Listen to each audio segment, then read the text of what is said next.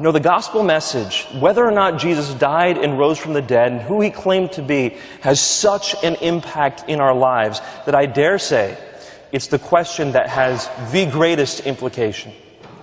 What you do with the question, who is Jesus and did he rise from the dead, is perhaps the most important thing you will ever do in your life.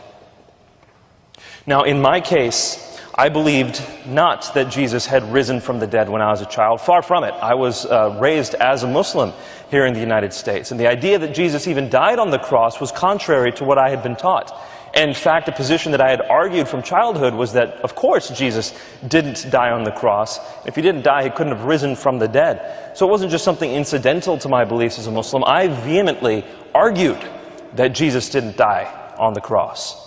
And yet I stand here before you specifically because the evidence of Jesus' death and resurrection was that compelling to me. I want to emphasize that again. It was the evidence that got me to move into the direction of accepting whether or not Jesus had died and risen from the dead. Islam to me was a religion I loved. It was a religion I loved following. It was a religion of my family. And for me, it would cost a lot to accept this message of Easter.